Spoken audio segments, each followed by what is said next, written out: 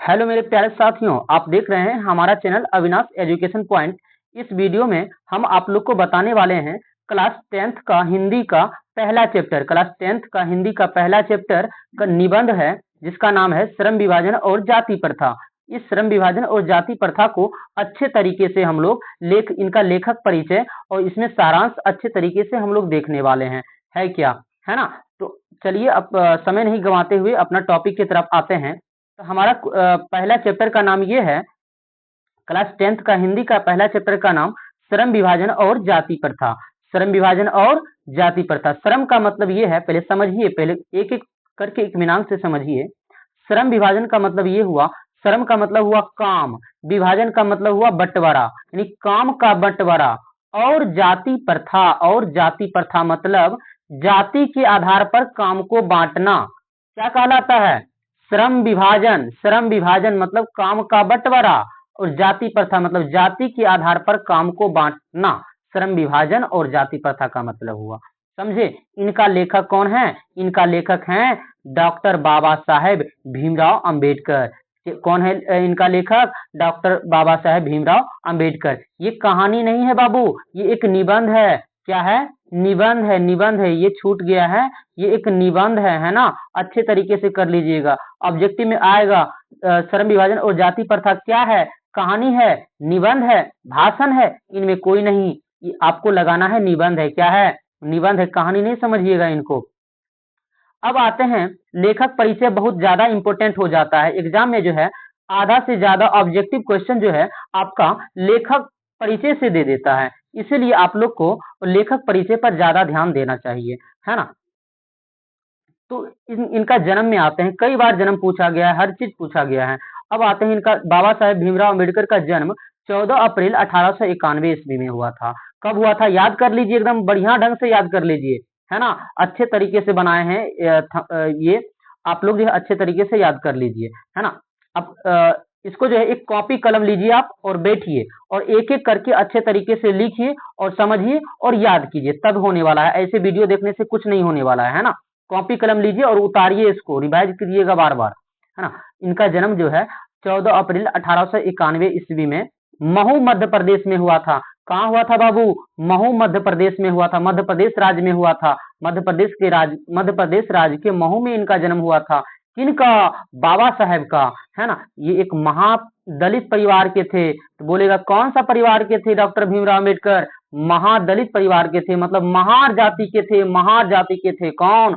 बाबा साहेब भीमराव अंबेडकर महादलित महार जाति के थे, है ना? अब आते हैं इनकी शिक्षा दीक्षा के बारे में। किनका? बाबा साहेब भीमराव अंबेडकर जी का शिक्षा। देखिए, शिक्षा में प्रारंभिक शिक्षा अपने आसपास से ही किए थे, है ना? प्रारंभिक शिक्षा पूरा करने के बाद इन्होंने उच्चतर शिक्षा मतलब कि आगे की पढ़ाई के लिए जो है यहाँ पर जो है उस समय जो है भारत में अंग्रेजी शासन लागू था, जिनके कारण अच्छे ढंग से भारत में उस समय पढ़ाई नहीं कर सकते थे। इसीलिए वो उच्चतर शिक्षा के लिए बड़ौदा नरेश के प्रोत्साहन पर न्यूयॉर्क अमेरिका गए। मतलब कि बड़ौदा नरेश जो है ना, भीमराव अंबेडकर जी जो है पढ़ने में बहुत होशियार थे, बहुत अच्छे तरीके से पढ़ते थे। तो वहीं का आदमी था बड़ौदा नरेश। क्या था? बड़ौदा नरेश। ये बहुत हौसला बढ़ाए भीमराव अंबेडकर जी को, है ना? कि आप जाओ बाहर में रहकर पढ़ना, है ना? तो बड़ौदा नरेश के प्रोत्साहन पर न्यूयॉर्क गए। कहाँ गए? न्यूयॉर्क। न्यूयॉर्क कहाँ में है? अमेरिका में। क्वेश्चन में आएगा न्यूयॉर्क कहाँ है? अमेरिका है, अमेरिका में है ना? तो किनके प्रोत्साहन पर अमेरिका गए? तो बड़ौदा नरेश के प्रोत्साहन पर अमेरिका गए, न्यूयॉर्क गए। न्यूयॉर्क कहाँ है? अमेरिका में है। और उसके बाद कहाँ गए? वहां से भी पूरा शिक्षा पूरा करने के बाद उन्होंने लंदन गए। कहाँ गए बाबू? लंदन गए। लंदन कहाँ है? इंग्लैंड में है। आ रहा है ना समझ में अच्छे तरीके से? बिल्कुल आता होगा, एकदम टनाटन आता होगा समझ में। भला नहीं आए? हम समझाएं और आपको समझ में नहीं आए, ऐसा हो नहीं सकता बाबू, है ना? चलते हैं, अब आगे बढ़ते हैं। समझ गए ना शिक्षा दीक्षा के बारे में? किनके प्रोत्साहन पर? बड़ौदा नरेश के प्रोत्साहन पर कहाँ गए? न्यूयॉर्क अमेरिका गए। उसके बाद लंदन इंग्लैंड गए। आ गया ना समझ में? बिल्कुल आया होगा, है ना? अब आते हैं माता पिता के बारे में। माता का नाम भीमाबाई था और पिता का नाम रामजी सकपाल था। इनको भी याद कर लीजिएगा, काफी इंपॉर्टेंट है ना? माता पिता जन्म मृत्यु काफी इंपॉर्टेंट होता है। उसके बाद आते हैं अगला पॉइंट में। अगला पॉइंट कहता है स्वदेश में कुछ समय वकालत भी किए। क्या किए? स्वदेश का मतलब अपना देश, अपना देश में कुछ समय क्या किए? वकील भी रहे। ये कौन वकील रहे? बाबा साहेब भीमराव अंबेडकर वकील रहे बाबू, है ना। अब आते हैं अगला अगला पॉइंट में। इनका बचपन का नाम भीम था, यानी भीमा भीमा कह के बुलाता था उनका मौसी मम्मी, है ना। तो इन बचपन का नाम क्या था? भीम था, भीमा। इन्हें संविधान का जनक भी कहा जाता है। संविधान का जनक किसको कहा जाता है? डॉक्टर भीमराव अंबेडकर जी को संविधान का जनक कहा जाता है, मतलब कि संविधान निर्माता कहा जाता है ना। संविधान की ये बनाए हैं। अब आते हैं आगे। इन्होंने अछूतों, स्त्री शिक्षा और मजदूरों को अपना अधिकार व सम्मान दिलाने के लिए संघर्षरत रहे। किनको? अछूत को, स्त्री शिक्षा और मजदूरों को अपना सम्मान दिलाने के लिए संघर्षरत रहे। अब कॉपी कलम लीजिए और अच्छे तरीके से उसमें लिखते जाइए और समझते जाइए।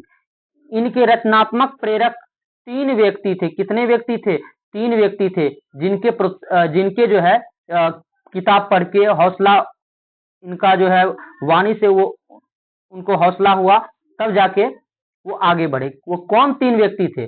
बुद्ध थे, कबीर थे, ज्योतिबा फूले।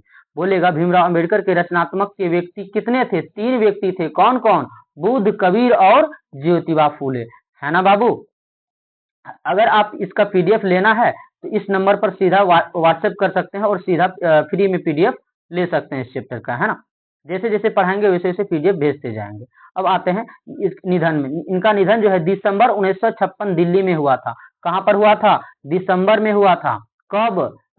1956 में। कहाँ पर? दिल्ली में हुआ था। हमें आशा है कि आप लोग इतना तक बहुत अच्छे तरीके से समझे होंगे। अब आगे आते हैं।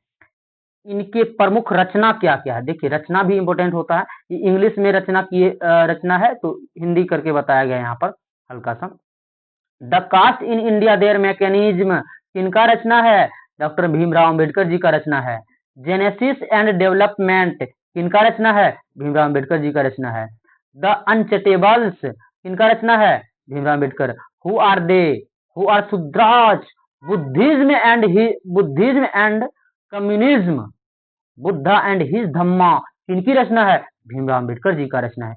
एनिहिलेशन ऑफ कास्ट आदि भीमराव अंबेडकर जी का रचना है। ये रचना को ध्यान में रखिएगा आप लोग, है ना। ऐसे पता चलता है, ऑप्शन में देने के बाद भी आपको पता चल जाएगा किनका रचना है। एक बार पढ़ लीजिएगा, अच्छे तरीके से समझ में आ जाएगा।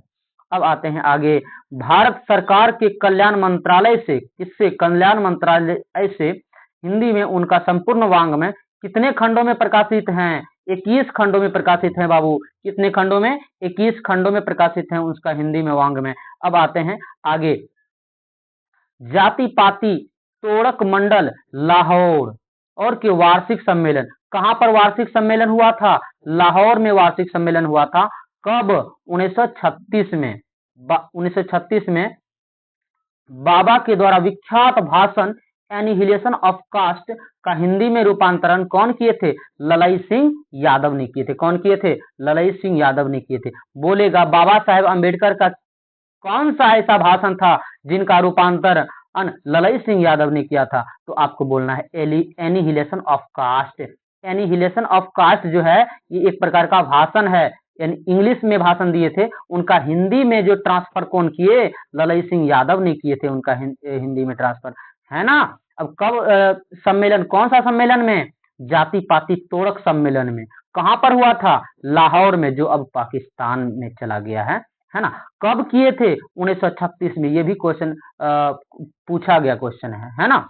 अब आते हैं इनका सारांश में। हमें आशा है कि आप लोग जो है बिल्कुल अच्छे तरीके से समझ गए होंगे, अच्छे तरीके से समझ गए होंगे इनका जो है जीवन परिचय। अब इसका आते हैं थोड़ा सा सारांश में, है ना। सारांश में आप लोग अच्छे तरीके से समझिएगा। आप लोग 100% आप लोग को अच्छे तरीके से समझ में आएगा, है ना।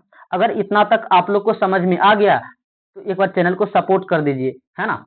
सब्सक्राइब कर दीजिए और लाइक कीजिए। और क्योंकि अगला चैप्टर भी पढ़ना है ना, इसी प्रकार से, जिस प्रकार से ये पढ़ा रहे हैं उसी प्रकार से हम सभी चैप्टर को अच्छे तरीके से पढ़ाएंगे। आप लोग चैनल के साथ जुड़े रहिए, है ना। अब आते हैं जातिवाद को बढ़ावा देने वाला, है ना। इसका पाठ का सारांश में विस्तार में भी पढ़िएगा तो वही बात होगा, हम सारांश पढ़ा रहे हैं, उतना ही बात है इसमें भी। अब आते हैं, लेखक के अनुसार आज समाज में कई लोग जातिवाद को बढ़ावा देने वाले हैं। लेखक के अनुसार, बाबा साहेब के अनुसार जो है, आज समाज में जो है, समाज में कई लोग जातिवाद को क्या देने वाले हैं, बढ़ावा दे रहे हैं। बोल रहे हैं कि हम ये जाति का हैं, हम वो जाति का हैं। कोई बोलता है हम ब्राह्मण हैं, राजपूत हैं, यादव हैं, कुशवाहा हैं। इस प्रकार से अपने अपने जाति पर सब क्या कर रहे हैं, घमंड कर रहे हैं। लेखक के अनुसार ऐसा नहीं करने चाहिए, है ना। लिखा हुआ है ना, लेखक के अनुसार आज समाज में कई लोग जातिवाद को बढ़ावा देने वाले हैं। जातिवाद को जैसे ही बढ़ावा देने लगेंगे तो क्या होगा, हमारा समाज पिछड़ते हुए जाएगा, केवल जातिवाद बन जाएगा और हम लोग बढ़ते चले जाएंगे। अब आधुनिक सभ्य समाज में कार्य कुशलता के लिए श्रम विभाजन की आवश्यकता है। मतलब बोलते हैं आजकल के सभ्य समाज में कार्य कुशलता के लिए श्रम विभाजन की आवश्यकता है। मतलब कि एक पहले समझिए ये इस बात को कि पहले क्या था, पहले के जमाने में क्या था कि आप जो है जिस जाति का है वही जाति का काम कीजिएगा।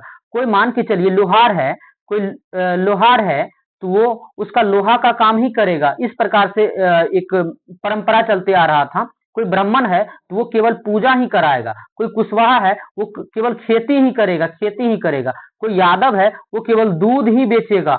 इस प्रकार से विडंबना बना दिया था कि आप जिस जाति का है वही काम कर सकते हैं। कोई मिस्त्री है तो बढ़ई का ही काम करेगा, दूसरा काम वो नहीं कर सकता है। इस प्रकार से समाज में एक दोष पैदा हो गया था, जिसके खिलाफ में बाबा साहेब अम्बेडकर जी जो हैं वो लड़े। और इस क्लास 10th का पहला चैप्टर में इसी के बारे में बहुत अच्छे तरीके से चर्चा किया गया है। आप लोग बहुत इत्मीनान से समझिए, गारंटी के साथ बोलता हूं कि आप लोग अच्छे तरीके से समझ जाएंगे, है ना। आप लोग धैर्य बना के रखिए और अच्छे तरीके से सुनिए और समझिए, है ना। लिखा हुआ है कि आधुनिक सभ्य समाज, मतलब आजकल के समाज में कार्य कुशलता के लिए श्रम विभाजन की आवश्यकता है। ये बात बाबा साहेब अम्बेडकर जी बोलते हैं कि आजकल के सभ्य समाज में जो है ना, काम को कुशलता के लिए, मतलब कि कोई भी काम हुआ ना, काम को कुशल बनाने के लिए, काम को आसान बनाने के लिए काम का बंटवारा आवश्यक है। लेकिन एक सेकंड, किंतु श्रमिकों का विभाजन जातीय आधार पर नहीं होना चाहिए। बाबा साहेब अम्बेडकर जी बोलते हैं कि काम का विभाजन किए तो ठीक है, मतलब कि जो जिस जाति का है वही जाति का काम करे, है ना। इस प्रकार से पहले होता था। लेकिन बाबा साहेब अम्बेडकर जी बोलते हैं काम का बंटवारा किए इतना तक तो ठीक है, लेकिन जाति के आधार पर आप क्यों किए, जाति के आधार पर नहीं होना चाहिए काम का बंटवारा। क्यों नहीं होना चाहिए? क्योंकि इससे ऊंच नीच का दर्जा होता है, अछूत का दर्जा होता है ना। काम भी कई प्रकार के होते हैं जो कि जाति के आधार पर बांट दिया गया है। बाबा साहेब अम्बेडकर जी का कहना है कि जाति के आधार पर काम को नहीं बांटना चाहिए। जातिगत विभाजन से ऊंच नीच की भावना उत्पन्न होती है। मतलब कि अगर जाति के आधार पर काम करना होगा, जो जिस जाति का है वही काम करेगा वो, तो उससे क्या होगा, ऊंच नीच की भावना उत्पन्न होगा। कोई ऊंचा ऊंचा कहेगा, किसी को नीचा कहेगा। अभी भी हो रहा है, आप लोग समाज में देख ही रहे होंगे किस प्रकार से भावना, किस प्रकार से लोग कर रहे हैं, है ना।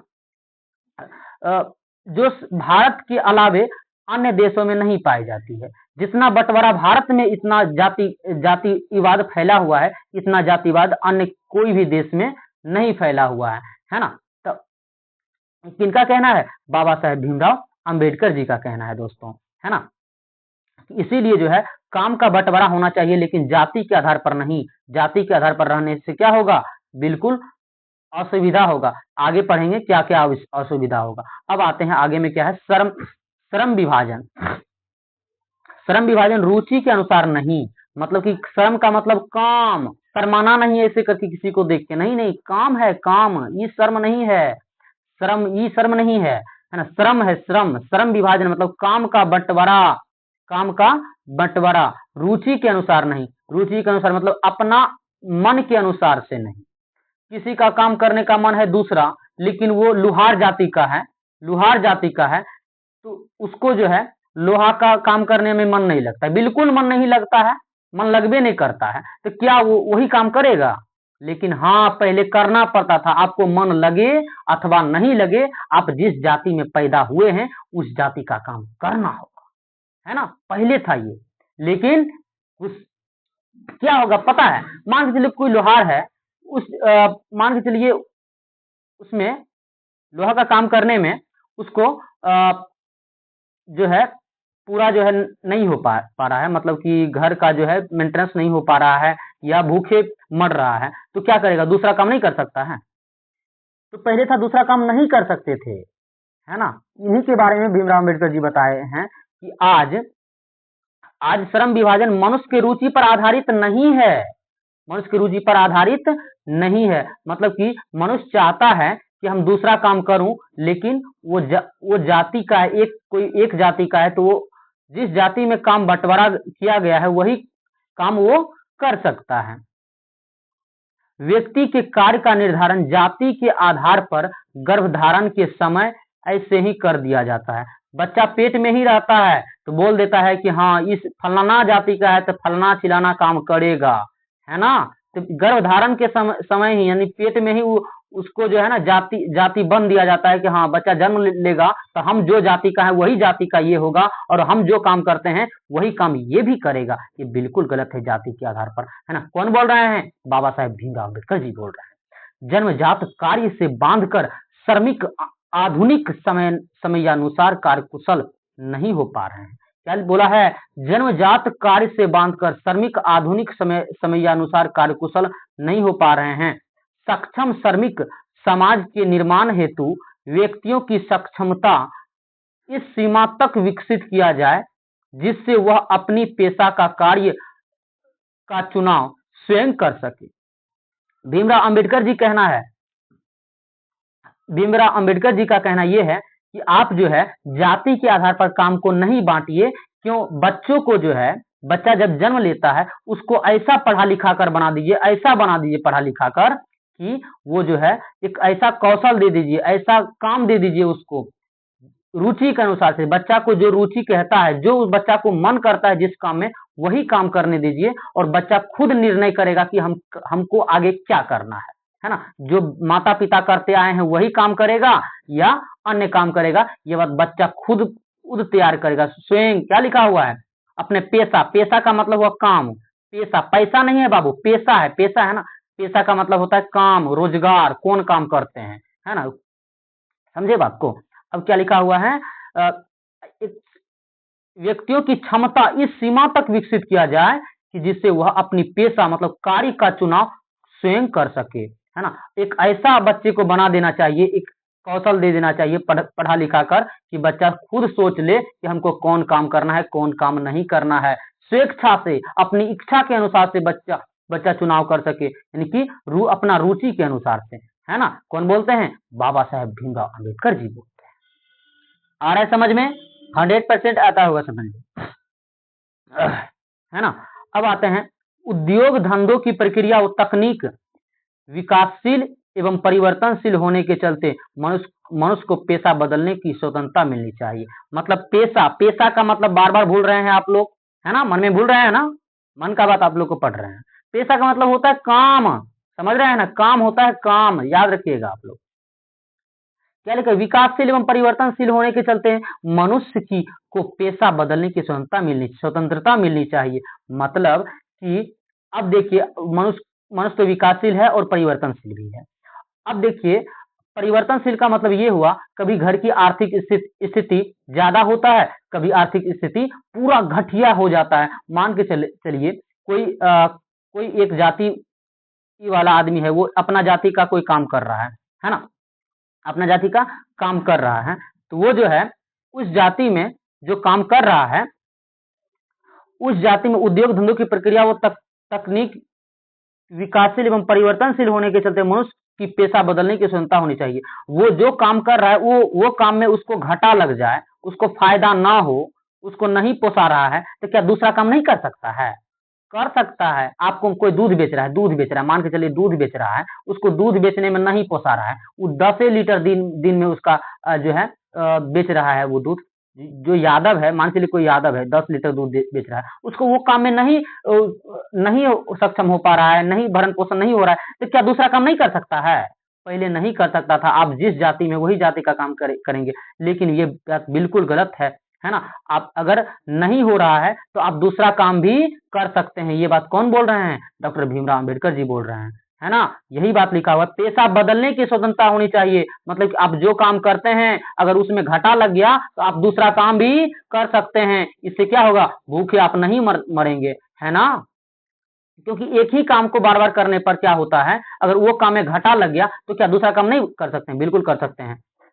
अब किनके अनुसार से? बाबा साहेब अम्बेडकर के अनुसार से। अब ताकि भूख और मरने की परिस्थिति से जूझना ना पड़े, यानी कि अपना काम बदलिए, जाति जाति के अनुसार से नहीं। जो काम आपको करने का मन है वो काम कीजिए, है ना? लेकिन पहले ऐसा नहीं था। अभी भी जातिवाद है, अभी भी जातिवाद है, बहुत लोग जातिवाद को बढ़ावा देते हैं, अभी भी है ना?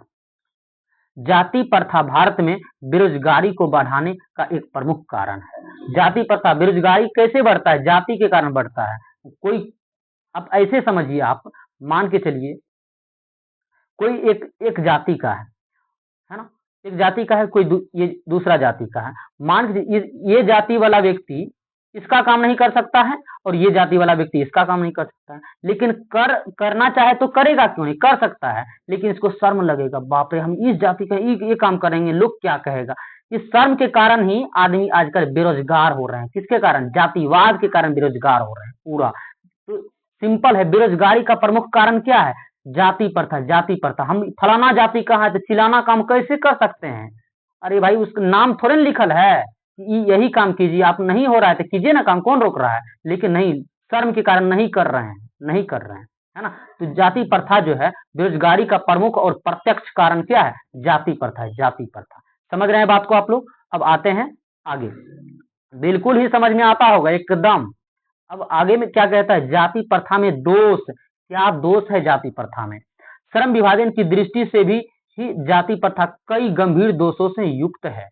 जाति प्रथा क्या है? कई गंभीर दोष से युक्त है। काम का बंटवारा से भी जाति प्रथा युक्त है। गरीबी से भी जाति प्रथा भयानक रोगी है। इस प्रथा में व्यक्ति की रुचि का कोई महत्व नहीं दिया जाता है। मतलब कि जाति प्रथा में व्यक्ति का रुचि का कोई महत्व नहीं दिया जाता है। मतलब कि बच्चा कुछ कोई और काम करना चाह रहा है, लेकिन उसका माँ बाप जो है दबोच रहा है, बाबू ही काम करते हैं तो तू भी यही काम करो, है ना? बच्चा को मन लगता ही नहीं है वो काम में, लेकिन जबरदस्ती क्या करेगा? वो बेचारा उस जात में जन्म ले लिया है, अब उसको करना पड़ेगा, चाहे कुछ भी हो जाए करना पड़ेगा, है ना? वही बात है, रुचि का कोई महत्व नहीं रहता है किसमें? जाति प्रथा में। लोगों का अरुचि तथा विवशता पूर्ण करना गरीबी की अपेक्षा अधिक दुखदायी समस्या है। क्या लिखा हुआ है? लोगों का अरुचि तथा विवशता पूर्ण करना गरीबी की अपेक्षा अधिक दुखदायी है। मतलब कि विवश विवश होकर काम करना पड़ता है, विवश होकर, बेबस नहीं बोलते हैं, अरुचि के साथ मन नहीं लगता है, बेबस हैं, फिर भी काम करना पड़ता है। किसमें? जाति प्रथा में। क्योंकि फलाना जाति में जन्म ले लिया है, अरुचि के साथ काम, व्यवस्थापूर्ण काम करता है। ये जो है बाबा साहेब अम्बेडकर जी कहते हैं, ये गरीबी से भी ज्यादा समस्या है जाति प्रथा। किससे ज्यादा समस्या है? गरीबी से भी ज्यादा समस्या है जाति प्रथा, है ना? इसलिए जातिवाद को हटाना होगा।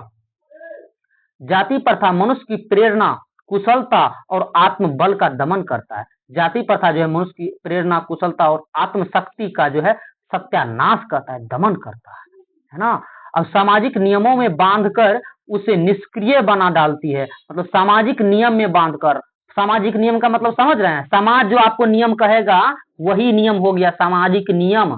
समझे बात को? समाज बोलेगा नहीं फलाना जाति का तो फलाने काम करोगे, है ना? ये जाति नियमों में बांधकर आपको निष्क्रिय, आपको पूरा जो आलसी बना देगा। आलसी इसीलिए बना देगा क्योंकि आपको जिस जाति में है उस जाति का काम करना पड़ता है। अगर उस जाति में आपको मन लगता है वो काम करने में, तब तो ठीक है। अगर आपको मन नहीं लगता है तो क्या आपको तो टालू काम करने में मन लगेगा? मन लगेगा ही नहीं, तो आप आलसी के तरह करने लगेंगे। अतः यह निर्विवाद सिद्ध है कि आर्थिक पहलू से भी जाति का प्रथा क्या है? हानिकारक है, बिल्कुल ही हानिकारक है। अब आगे बढ़ते हैं, एकदम 100% आप लोग को समझ में आता होगा, कहिए हाँ आता है या नहीं आता है ना। आगे बढ़ते हैं, आगे क्या है, लोकतंत्र की स्थापना में आते हैं। बिल्कुल अच्छे तरीके से समझ में आता होगा। अगर अच्छे तरीके से समझ में आता है तो आप लोग एक बार फटाफट चैनल को सब्सक्राइब कर दीजिए। अगर नए आए हैं, अगर पुराने हैं आप लोग तो फटाफट वीडियो को अपने दोस्तों के साथ शेयर कर दीजिए, ताकि उनको भी नॉलेज हो और अच्छे तरीके से वो भी सीखे, है ना। इतना तो हेल्प कर सकते हैं ना। अब आते हैं, क्योंकि जो है अब सब्सक्राइब करने से ये होगा कि जिस प्रकार से आप लोग आज समझ रहे हैं ये चैप्टर, उसी प्रकार से जो है दूसरा चैप्टर भी समझिएगा। अब जो बोलिएगा वो चैप्टर का वीडियो बनाएंगे, लगातार एक चैप्टर बाय चैप्टर बनाते ही जाएंगे, अच्छे तरीके से समझाते हुए। समझे बात को, हर एक विषय का वीडियो आते रहेगा। लोकतंत्र की स्थापना, अब आते हैं लोकतंत्र की स्थापना, समझे ना। मतलब कि भाईचारा, लोकतंत्र मतलब संविधान के अनुसार से भाईचारा लोकतंत्र की स्थापना कैसे है। अब एक सवाल ये उत्पन्न होता है कि जातिवाद के आधार पर अगर काम का बंटवारा नहीं करें तो किस प्रकार से करें। तो भीमराव अंबेडकर जी जवाब दिए हैं, इस काम का बंटवारा कीजिए लेकिन जातिवाद के आधार पर नहीं कीजिए। लोकतंत्र की स्थापना में देखते हैं, लेखक के अनुसार आदर्श समाज का आधार स्वतंत्रता। लेखक के अनुसार यानी बाबा साहेब के अनुसार आदर्श समाज मतलब आदर्श समाज यानी कि अच्छे समाज, है ना। अच्छे समाज का आधार स्वतंत्रता। क्या होनी चाहिए, स्वतंत्रता। जहां पर स्वतंत्रता रहेगा तो उसी को ना अच्छे समाज बोलेंगे, है ना। हमको विवश होना पड़ेगा हर काम में, तो क्या अच्छा समाज नहीं है। नहीं, आप ऐसा, इसका मतलब ये नहीं कि आप गलत काम कर रहे हैं तो आपको विवश होना ही पड़ेगा ना। सही काम में अगर विवश होना पड़े तो ये स्वतंत्रता नहीं है ना। आप अगर सही काम में, लेखक के अनुसार आदर्श समाज का आधार क्या है, स्वतंत्रता, समानता तथा भाईचारा। स्वतंत्रता, समानता और भाईचारा।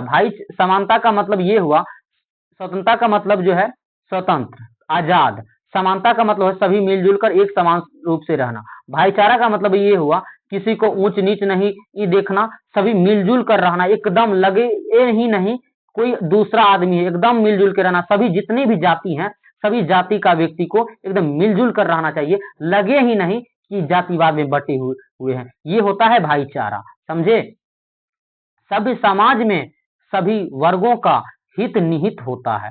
सभ्य समाज में मतलब सभ्य समाज का मतलब हुआ अच्छा समाज में सभी वर्गों का हित निहित होता है। मतलब सभी वर्गों के मेल से, हित मतलब मेल, भावना, अच्छा भावना, हित निहित होता है। मतलब सभ्य समाज में सभी वर्गों का क्या होता है, मेल होता है। डॉक्टर अंबेडकर ने स्वस्थ लोकतंत्र मतलब अच्छा लोकतंत्र के लिए स्वतंत्र, समता और भ्रातृत्व का मतलब है भाईचारा, वही भ्रातृत्व की भावना पर बल दिया गया है। किसमें, स्वतंत्र यानी स्वस्थ लोकतंत्र की स्थापना के लिए स्वतंत्र, समता, भ्रातृत्व की भावना पर बल दिया गया है।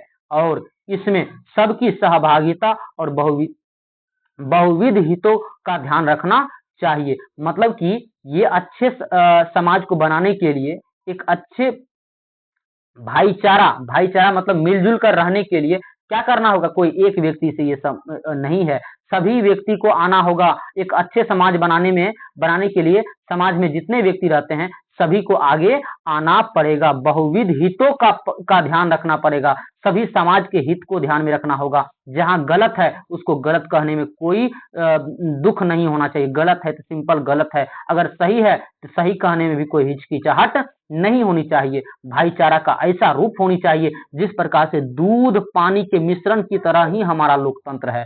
मतलब कि लोकतंत्र कैसे है, दूध और पानी के मिश्रण की तरह। मतलब दूध में अगर पानी भी मिल जाए ना, दूध पानी तो अलग अलग हुआ, अगर दूध में पानी भी मिल जाए तो पता ही ना लगे कि दूध है या पानी है, पता ही ना लगे। उसी प्रकार से हमारा भाईचारा और लोकतंत्र की जो है ना, जिस प्रकार से समाज में अनेक अलग अलग जाति के लोग रहते हैं, तो वो जाति का लोग कैसे रहे, दूध और पानी के मिश्रण की तरह रहे कि समाज में रह भी जाए और अगला आदमी को पता भी ना लगे। समझे बात को, है ना। यही होता है लोकतंत्र।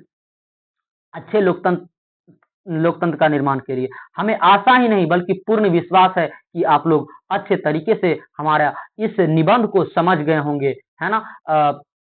अगर नहीं समझे तो वीडियो बैक करके फिर से देख लीजिए, है ना। लेखक परिचय तो आप लोग अच्छे तरीके से कर लीजिएगा बाबू। अगले वीडियो में हम लोग लेकर आएंगे इसका क्वेश्चन आंसर लेके आएंगे, क्वेश्चन आंसर इसका अगले वीडियो में लेके आएंगे और ऑब्जेक्टिव सॉल्यूशन करेंगे, ऑब्जेक्टिव, है ना। अभी इतना पढ़ा दिए ना, तो देखिएगा बहुत ज्यादा ऑब्जेक्टिव जो है अपने आप बन जाएगा।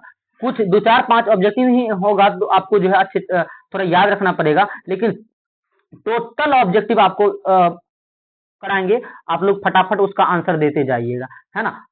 आप लोग को याद हो गया होगा, इस प्रकार से पढ़ाया है। आप लोग जो है मिलते हैं अगले वीडियो में, तब तक के लिए जय हिंद।